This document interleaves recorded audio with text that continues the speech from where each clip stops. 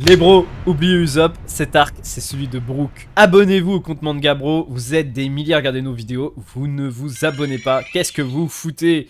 Aujourd'hui on va vous parler du nouveau chapitre 1173, moi c'est Mata. Et moi c'est votre Samosa. Et tout de suite on commence, le chapitre 1173, on va occulter tout ce qui se passe avec Zoro, les géants, etc. On s'en fout, on sait très bien ce qui va se passer, ils vont être sauvés, on s'en fout. Là on a du lore. Là, dans ce chapitre, on a ce qu'on voulait déjà depuis le chapitre dernier. Brook rencontre enfin Gunko. Et pas Gunko, elle s'appelle Shuri. La princesse Shuri, qui est la fille du bienfaiteur de Brook.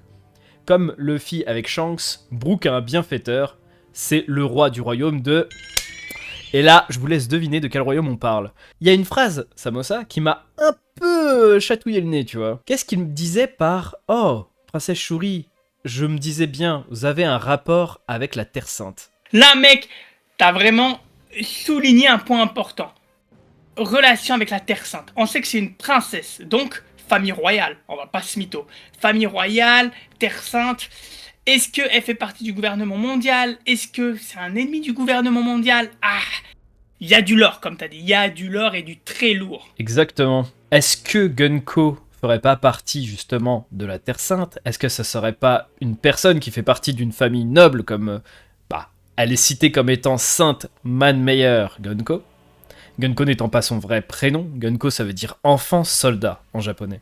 Qu'est-ce qu'elle fout là? Pourquoi Imu l'a kidnappée? Et je vais bien dire kidnappée parce que dans la case là, on le voit bien, hein, Imu a un regard, c'est la première fois qu'on voit ce regard sur Imu. On voit ses sourcils, sa direction de sourcil et tout. Il est choqué, il est pas bien, il y a un truc, c'est pas genre il est triste ou quoi, mais il est... il bug totalement, il fait Gunko, qu'est-ce qui t'arrive, tu récupères tes souvenirs? Est-ce que Imu aurait un certain attachement à Gunko? En plus, mine de rien, Brooke le dit, genre, c'est pas possible que tu sois encore en vie, t'aurais eu 80 ans si c'était le cas.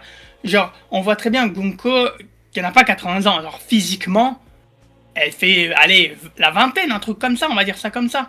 Ça me fait rappeler un truc, ça me fait rappeler que les dragons célestes, donc les Tenryubito, ont tendance à kidnapper des sirènes, etc., etc.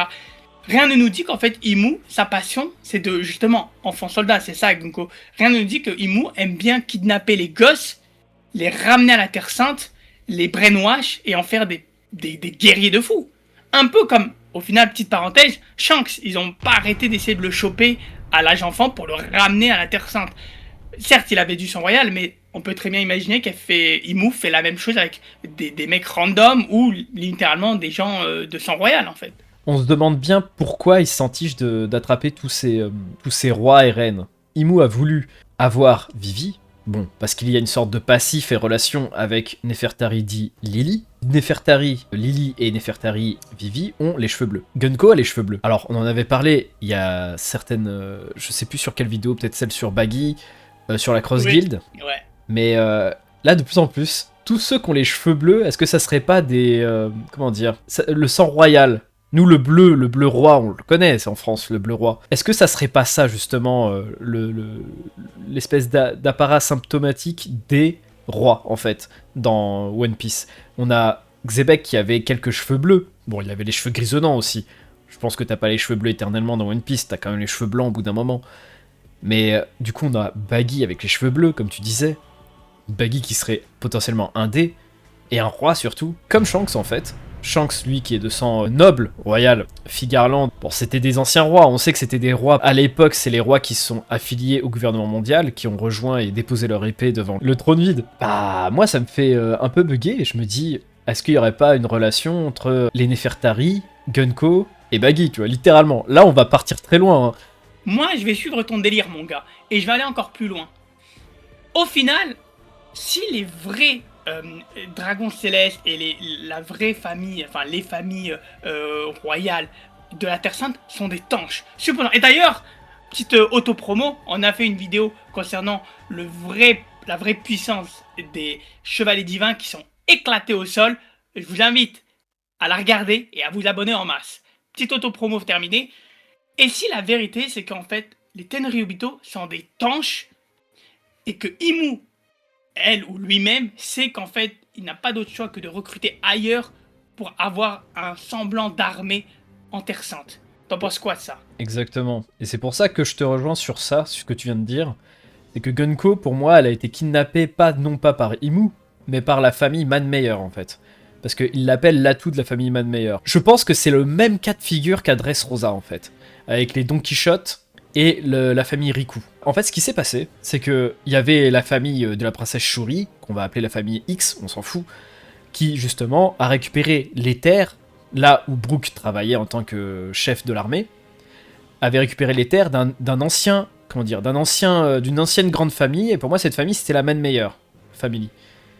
Sauf que, à un moment donné, comme Don Quichotte de Flamingo, il y a quelqu'un de la famille Manmeyer, un dragon céleste, oui, mais surtout un chevalier divin, qui s'est dit, tiens, j'ai envie de récupérer un peu mon royaume. Et en fait, du coup, cette famille aurait manipulé Gunko pour tuer le daron de Gunko, puis récupérer Gunko en tant qu'arme.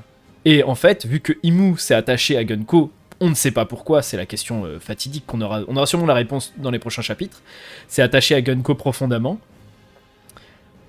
et on lui a attribué le titre de Sainte Manmeyer Gunko. C'est ça qui me fait vraiment bugger, c'est que c'est la seule personne qui n'est vraiment pas de famille Manmeyer, je ne crois pas qu'elle soit de famille Manmeyer, sauf si la mère de Shuri est une Manmeyer, qui a eu ce statut de sainte. Parce que faut pas oublier que dans la première version du chapitre où Gunko apparaît, il n'y a pas la mention Sainte Manmeyer. C'est dans la version corrigée du tome qu'ils ont rajouté ce détail. C'est un tout petit détail, et en fait, pour moi, tout le chapitre tourne autour de ça. Et bien sûr, Usopp il fait le guignol, il se dit qu'il a de la télékinésie alors que c'est Brook qui fait tout le taf. Bref, vous avez les grandes lignes. Dites-nous ce que vous avez pensé de ce chapitre, sérieusement. Bon, nous, on a kiffé. Toi, Samosa. Moi j'ai trop kiffé et tous ceux qui adorent les chevaliers divins, ouais, j'applaudis parce que Sommer c'est vraiment un bon. Hein. Et ouais, Summers le GOAT. Bon, allez, c'est tout pour nous. On est les bandes Gabro. Ciao! Ciao.